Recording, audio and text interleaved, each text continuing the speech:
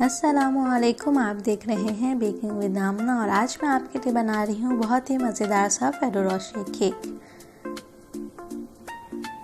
Cake को बनाने के लिए जो हमें इंग्रेडिएंट्स चाहिए उन्हें नोट कर लीजिए। केक फ्लावर हमें चाहिए 112 ग्राम्स। अगर आपको नहीं बनाना आता केक फ्लावर तो आप उसका तरीका डिस्क्रिप्शन बॉक्स में देख लीजिएगा, मैंने रेडीमेड यूज़ किया था। हेज़लनट पाउडर हमें चाहिए 100 ग्राम्स। हेज़लनट को आप पीस लीजिए। अगर हेज़लनट आपके पास नहीं है तो आप इसको 100 ग्राम केक फ्लावर से रिप्लेस कर लीजिएगा। कोको पाउडर हमें चाहिए 90 ग्राम्स, इसको भी आप अच्छी तरह से छान लीजिए। कैस्टर शुगर हमें चाहिए 300 ग्राम्स। बेकिंग पाउडर हमें चाहिए 1 teaspoon. Baking soda 1.5 teaspoon. Eggs हमें चाहिए 2 रूम टेम्परेचर पर। ऑयल हमें चाहिए 55 grams.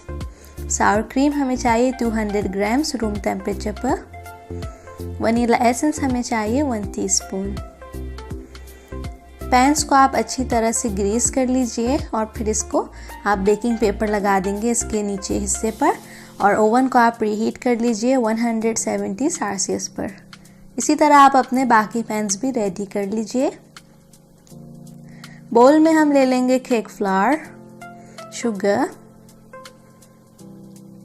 Hazelnut powder, cocoa powder, baking powder, baking soda. अच्छा, ये सब चीज़ें मैंने पहले छान लिया था, केक फ्लावर को भी, कोको पाउडर को भी और बेकिंग सोडा बेकिंग पाउडर को भी। तो अब बस हम इसको ऐड कर लेंगे और मिक्स कर लेंगे विक्स से।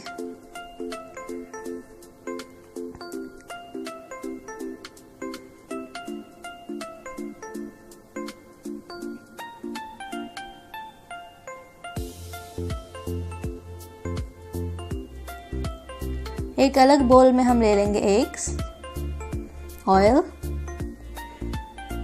वनीला एसेंस,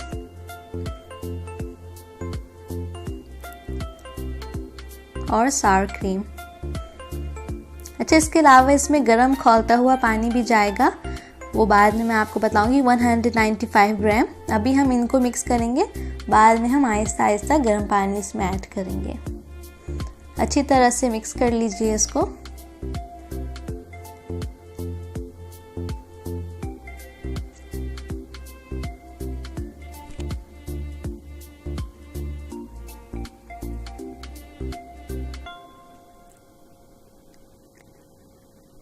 अब हम इसमें आहिस्ता आहिस्ता करके गर्म पानी ऐड कर लेंगे। अच्छा, सारे जो मेजरमेंट्स हैं वो मैंने कप्स में करके रेसिपी के नीचे, वीडियो के नीचे डिस्क्रिप्शन बॉक्स में लिख दिए हैं, आप वहाँ से देख लीजिएगा। अब हम अपने ड्राई इंग्रेडिएंट्स में वेट इंग्रेडिएंट्स को आहिस्ता आहिस्ता मिलाएंगे और बीटर से बीट करेंगे। इसको इतना बीट करना है कि बस ये दोनों अच्छी तरह से कंबाइन हो जाएं, ड्राई इंग्रेडिएंट्स वेट इंग्रेडिएंट्स के साथ।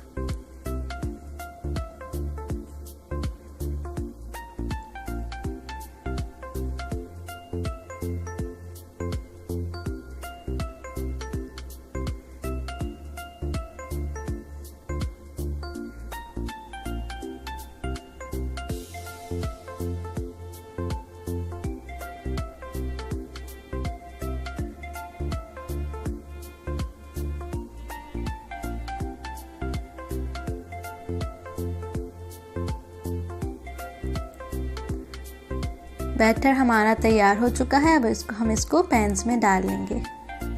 अच्छा, मैं वेट स्केल पर वेट करके डाल रही हूँ इसलिए कि मुझे बिल्कुल परफेक्ट लेयर्स चाहिए। आप चाहें तो आप अंदाजे से ऐसे भी डाल सकते हैं और अगर आपके पास वेट स्केल नहीं है तो आप कप से भी मेजर करके डाल सकते हैं। अगर आपके पास 3 केक पैन नहीं है तो आप 2 केक पैन यूज़ कर लीजिए। बाद में उसको आप बीच से लेयर्स को काट कर 4 लेयर्स बना लेगा। अच्छी तरह से पैन्स को टैप कर लीजिए ताकि अगर कोई एयर बबल हो वो निकल जाए। अब हम इसको बेक करेंगे तकरीबन 30 से 40 मिनट। मेरे ओवन में पूरे 40 मिनट लगे थे। ये हर ओवन पे डिपेंड करता है, तो आप प्लीज़ 30 मिनट के बाद चेक करते रहिएगा अपने केक को। 30 मिनट से पहले नहीं चेक कीजिएगा, बार बार ओवन नहीं खोलेगा। ओके, ये बेक हो चुके हैं, मैंने इनको निकाल लिया ओवन से। अब हम इसको पैन में ही रहने देंगे और ठंडा होने के लिए छोड़ देंगे।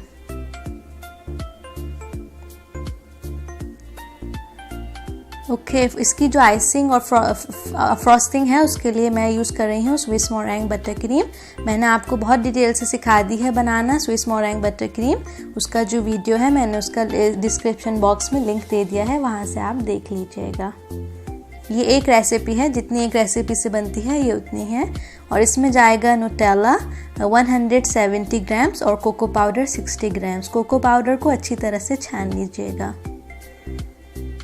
हल्का सा हम इसको बीट कर लेंगे, इसलिए कि मैंने एक दिन पहले बनाई थी, रूम टेम्परेचर पे आ चुकी है। अब मैं इसको हल्का सा बीट करके फिर इसमें बाकी के इंग्रेडिएंट्स ऐड करूँगी। ऐड कर देंगे हम इसमें नुटेला,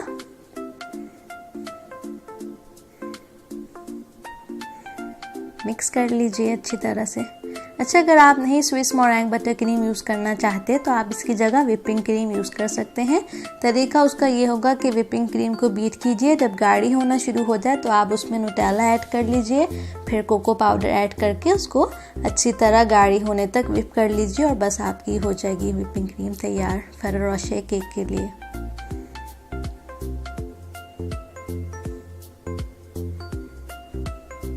अब हम इसमें ऐड कर देंगे कोको पाउडर।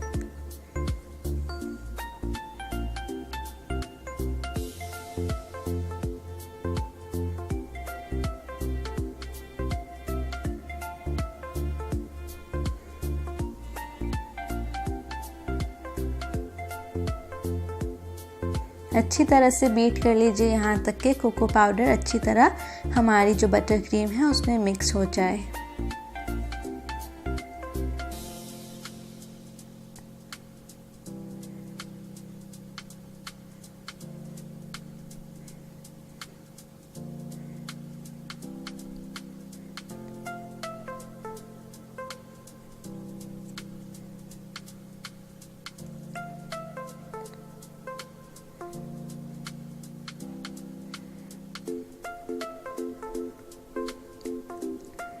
मज़ेदार सी हमारी फेरो रोशे बटर क्रीम तैयार हो चुकी है। अब हम इससे केक को फिल भी करेंगे और आइस भी करेंगे।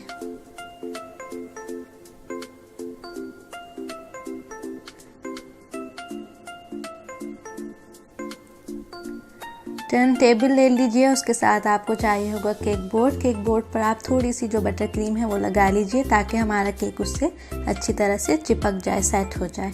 अच्छा, मैंने इस केक को लेवल नहीं किया था, इसलिए कि बहुत अच्छे से फ्लैट बेक होते हैं तो बिल्कुल ज़रूरत नहीं थी लेवल करने की। जो फिलिंग है उसके लिए मैं आइसक्रीम स्कूप यूज़ कर रही हूँ। उससे ये होता है कि बहुत अच्छी सी एक ही जैसी सब लेयर्स में क्रीम आती है। हम अगर ऐसे ही लगाते हैं तो बाज़ दफ़ा ज़्यादा लग जाती है क्रीम, बाज़ दफ़ा कम। जब हम केक को काटते हैं तो अच्छी लुक नहीं आती है। छोटी छोटी सी बातें होती हैं जिनका अगर हम ख्याल करें तो हम घर में रहकर भी बहुत अच्छा प्रोफेशनल लुक का केक बना सकते हैं। थोड़ी सी चॉप्ड फेरो रोशे आप ऐड कर दीजिए, रख देंगे। दूसरी लेयर अच्छी तरह से प्रेस कीजिए, ख्याल कीजिए कि सेंटर में हो, वरना आपका केक जो है टेढ़ा बनेगा। आप 3 स्कूप भी ऐड कर सकते हैं, 4 स्कूप भी ऐड कर सकते हैं, आपके ऊपर है कि आपको कितनी थिक लेयर क्रीम की पसंद है। मैंने सिर्फ 2 ही ऐड किए।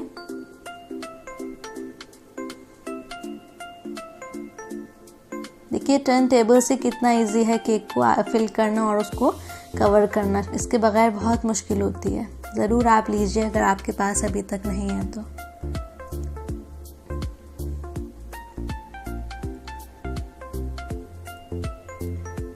ये आखिरी लेयर है हमारी, तीसरी लेयर अच्छी तरह से रखकर प्रेस कर दीजिए।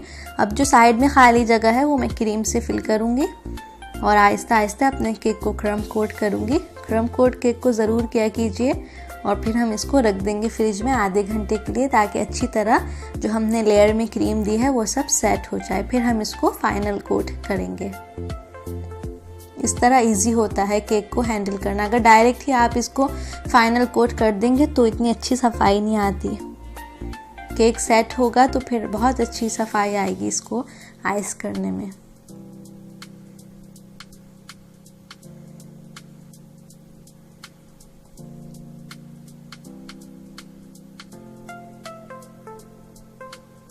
अच्छा, मैंने इसको 7 इंच के केक पैन में बेक किया था। अगर आपको ज़्यादा ऊंचा केक नहीं पसंद तो आप इसको 8 इंच के और 9 इंच के पैन में भी बेक कर सकते हैं, ये आपकी मर्ज़ी है। मुझे ज़्यादा हाइट वाले केक पसंद है तो मैं ज़्यादातर 7 इंच ही पैन यूज़ करती हूँ।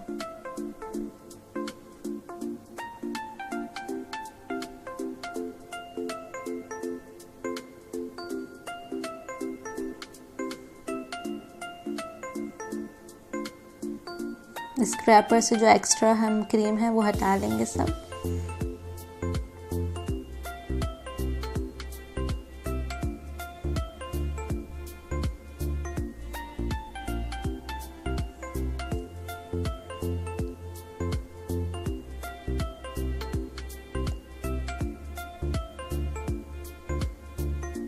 अच्छा, ये मैं डेकोरेशन के लिए जो है चॉकलेट उसको पीलर से इस तरह कर रही हूँ, बाद में हम इसको अपने केक पर लगाएंगे। ऑप्शनल है, आपकी मर्ज़ी, जिस तरह आप अपना केक चाहें डेकोरेट कर लें। अच्छा, ये जो बाकी की बटर क्रीम थी वो मैंने बैग में फिल कर ली है। केक को मैंने फ्रिज से निकाल लिया है और पाइपिंग बैग को बस आप आगे से काट कर और यूज़ कर लेंगे। कोई ज़रूरत नहीं है उसमें कोई पाइपिंग टिप वगैरह लगाने की।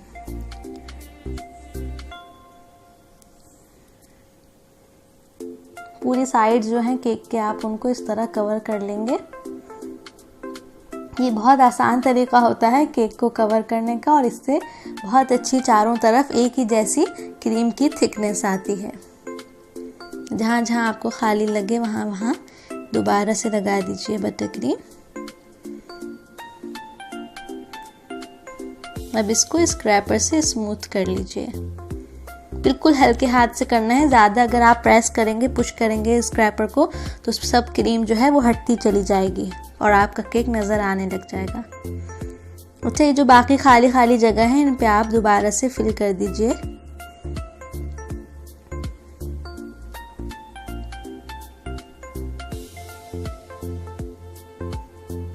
अब दोबारा से स्क्रैपर से, जैसे स्क्रैपर को साफ़ ज़रूर कर लीजिएगा वरना आपकी इसमें सफाई नहीं आएगी, केक के ऊपर स्मूथ नहीं होगा।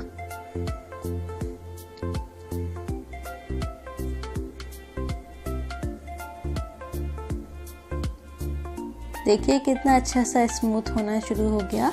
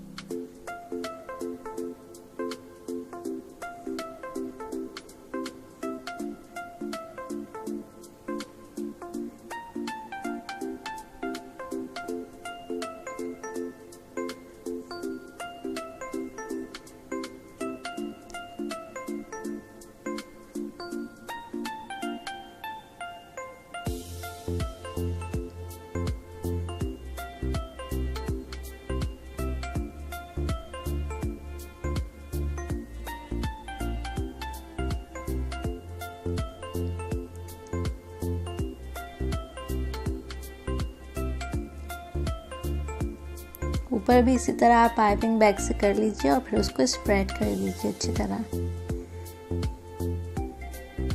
अगर आप नए हैं मेरे चैनल पर तो प्लीज़ जल्दी से मेरे चैनल को सब्सक्राइब कीजिए, बेल बटन दबाइए ताकि जब भी मैं वीडियो अपलोड करूं तो सबसे पहले आप तक पहुंचे।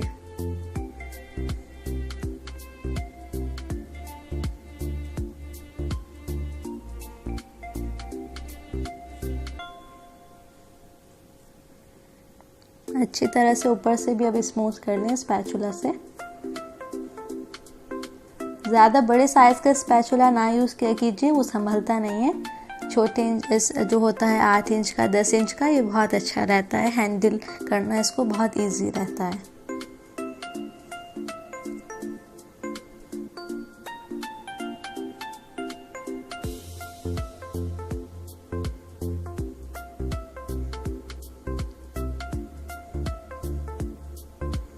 इसको भी अब हम फ्रिज में रखेंगे दोबारा तकरीबन 15 मिनट के लिए। जब ये सेट हो जाएगा तो फिर हम इसको फाइनल टच देंगे। डेकोरेट करने के लिए मैं यूज़ कर रही हूँ फेरो रोशर और जो चॉकलेट हमने पीलर से की थी उसे यूज़ कर रही हूँ। आपकी मर्ज़ी, आप चाहें तो इसको पाइप भी कर सकते हैं बटर क्रीम, और जिस तरह भी आप चाहें आप डेकोरेट कीजिए। मुझे ये सादा ऐसे ही खूबसूरत लगता है।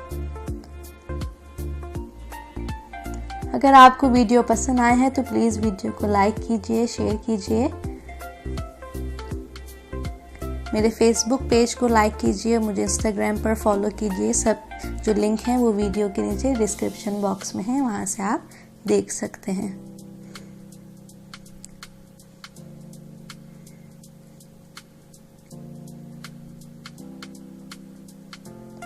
केक हो चुका है हमारा तैयार। अभी मैं आपको इसे काट कर दिखाती हूँ कैसी अच्छी इसकी लुक आई है अंदर से।